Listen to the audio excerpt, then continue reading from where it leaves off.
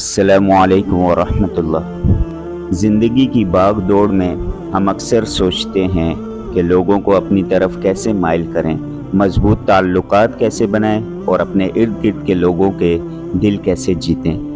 اسلام ہمیں اس حوالے سے ہمیشہ کے لیے رہنمائی فراہم کرتا ہے، جو نہ صرف لوگوں کو ہماری طرف متوجہ کرتی ہے بلکہ اللہ سبحانہ و تعالی کو بھی راضی کرتی ہے۔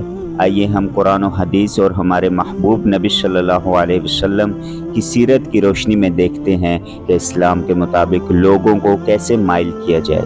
اچھے اخلاق کی طاقت۔ اچھے اخلاق یعنی اخلاق لوگوں کو اپنی طرف مائل کرنے کی بنیاد ہیں۔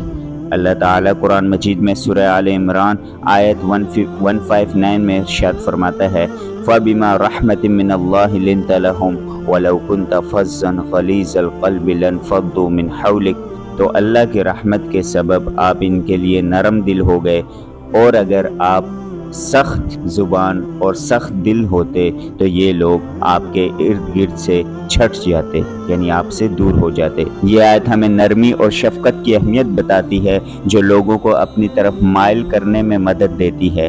نبی کریم صلی اللہ علیہ وسلم کی زندگی میں ان کا مثالی اخلاق تھا، جس نے لوگوں کو ان کی طرف کھینچا، یہاں تک کہ وہ لوگ بھی جو شروع میں ان کے دشمن تھے وہ بھی آپ کے ساتھی بن گئے۔ طائف کا واقعہ۔ ایک مرتبہ نبی کریم صلی اللہ علیہ وسلم تبلیغ کے لیے طائف تشریف لے گئے، جہاں کے لوگوں نے آپ پر پتھر برسائے اور آپ کو لہو لہان کر دیا۔ اس وقت جبرائیل امین آپ کے پاس آئے اور کہا، اگر آپ چاہیں تو ان لوگوں پر پہاڑ گرا کر انہیں ہلاک کر دیا جائے، لیکن نبی صلی اللہ علیہ وسلم نے ارشاد فرمایا، نہیں، میں امید کرتا ہوں کہ ان کی اولاد اللہ کی عبادت کرے گی اور شرک سے بچے گی۔ بخاری۔ یہ واقعہ ہمیں نبی صلی اللہ علیہ وسلم کے صبر، رحمت اور عظیم اخلاق کی مثال دیتا ہے، جس نے لوگوں کے دلوں میں آپ کی محبت پیدا کر دی۔ نبی کریم صلی اللہ علیہ وسلم نے ارشاد فرمایا، انما بعثت لاتمم مکارم الاخلاق، بے شک میں بہترین اخلاق کی تکمیل کے لیے بھیجا گیا ہوں۔ سنن ابو داؤد۔ یہ حدیث ہمیں اس بات کی یاد دہانی کراتی ہے کہ بہترین اخلاق اختیار کرنا اسلامی تعلیمات کا بنیادی حصہ ہے، اور یہ وہ چیز ہے جو دلوں کو جیتنے میں سب سے زیادہ مددگار ثابت ہوتی ہے۔ مسکراہٹ کا جادو۔ لوگوں کو اپنی طرف مائل کرنے کا ایک آسان اور مؤثر طریقہ مسکراہٹ ہے۔ نبی صلی اللہ علیہ وسلم نے فرمایا، تبسمک فی وجہ اخیک لک صدقہ، مسکرانا تمہارے بھائی کو دیکھ کر یہ بھی ایک صدقہ ہے۔ اسے ترمذی نے روایت کیا۔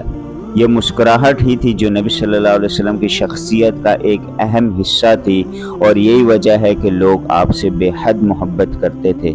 جب آپ کسی سے ملتے ہیں اور مسکراتے ہیں تو یہ نہ صرف آپ کے دل کو کھولتا ہے بلکہ سامنے والے کے دل میں بھی آپ کے لیے جگہ بناتا ہے۔ لوگوں کی مدد اور ان کے ساتھ حسن سلوک۔ اسلام ہمیں سکھاتا ہے کہ لوگوں کی مدد اور ان کے ساتھ حسن سلوک کا مظاہرہ کریں۔ نبی صلی اللہ علیہ وسلم نے فرمایا، خیر الناس انفعهم للناس، لوگوں میں سب سے بہتر وہ ہے جو دوسروں کے لیے زیادہ فائدہ مند ہو۔ اسے طبرانی نے روایت کیا۔ یہ حدیث ہمیں یاد دلاتی ہے کہ دوسروں کی خدمت کرنا اور ان کے لیے آسانیاں پیدا کرنا وہ عمل ہے جو لوگوں کو آپ کے قریب لاتا ہے اور اللہ تعالیٰ کے ہاں بھی محبوب بناتا ہے۔ اسی ضمن میں ایک واقعہ حضرت خدیجہ رضی اللہ عنہا کا ہے۔ نبی صلی اللہ علیہ وسلم کی زوجہ حضرت خدیجہ رضی اللہ عنہا بھی حسن سلوک اور مدد کا ایک اعلیٰ نمونہ تھی۔ آپ صلی اللہ علیہ وسلم فرماتے، خدیجہ نے میری اس وقت مدد کی جب کوئی میرا مددگار نہ تھا، اور انہوں نے اپنی دولت سے میرے مشن پر خرچ کیا، یعنی انہوں نے اپنی دولت، جیسے کہ ہم سب جانتے ہیں اماں خدیجہ رضی اللہ عنہا تاجرہ تھی، انہوں نے جو کچھ کمایا وہ پیارے نبی صلی اللہ علیہ وسلم کے مشن پر خرچ کر دیا۔ حضرت خدیجہ رضی اللہ عنہا کی اس محبت، حمایت اور خدمت نے ان لوگوں کے دلوں میں محبوب بنایا اور اللہ تعالیٰ کے نزدیک ان کا مقام بلند کیا۔ سچائی اور دیانت داری۔ सच्चाई और दयानतदारी भी लोगों को अपनी तरफ माइल करने का एक अहम ज़रिया है। नबी सल्लल्लाहु अलैहि वसल्लम की सच्चाई और दयानतदारी के किस्से इतने मशहूर हैं कि कुफार मक्का भी आपको अस-सादिक और अल-अमीन के नामों से पुकारते थे। कुरान मजीद में अल्लाह ने इरशाद फरमाया, या अय्युहल्लज़ीना आमनुत्तकुल्लाह व कूनू मअस-सादिकीन, ऐ ईमान वालो अल्लाह से डरो और सच्चों के साथ हो जाओ। सूरत तौबा। ये आयत हमें इस बात की तलकीन करती है कि सच्चाई का दामन कभी ना छोड़ें, क्योंकि यही वो अमल है जो आपको दूसरों के दिलों में मकाम अता करता है। इस्लाम हमें ये सिखाता है कि दिलों को जीतने के लिए हमें अपने किरदार को निखारना होगा, लोगों के साथ शफकत, सच्चाई, दयानतदारी से पेश आना होगा। नबी सल्लल्लाहु अलैहि वसल्लम की सीरत हमारे लिए इसमें एक कामिल नमूना है।